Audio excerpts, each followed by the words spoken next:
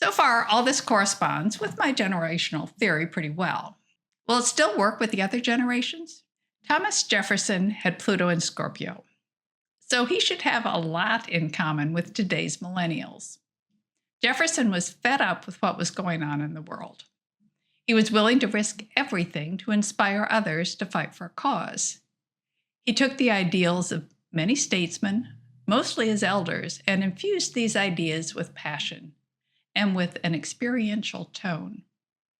In his letter to King George, you might also know this as the Declaration of Independence, he called the king a tyrant who is unfit to rule a free people. And then he asked the king to leave us alone so we can decide our own future. This was the sentiment of the millennials almost 250 years ago, the last time Pluto was in Aquarius.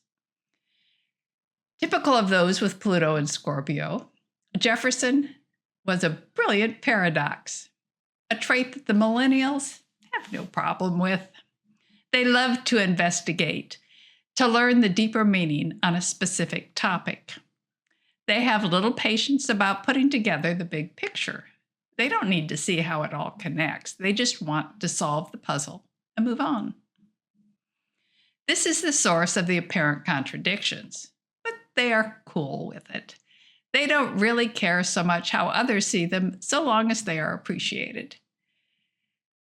This generation has little interest in appearances, but are fully capable of putting on a show when it is necessary.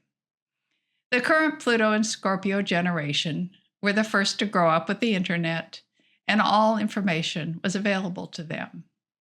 The previous group, like Jefferson, took pride in access to knowledge, mainly through his books. Okay, so Jefferson also preferred a life outside of the spotlight, so much that even as president, he avoided giving speeches whenever possible. And like Pluto's in Scorpio of all generations, he was passionate about experiences. He wanted an impressive home, and he wanted to be able to have room for his books and his gardens and the things he loved to experience, like music and fine foods. And the man loved his ice cream. He may be best known for writing the Declaration of Independence, but he also penned the first known recipe for vanilla ice cream in America. The man had taste, another thing in common with the millennials.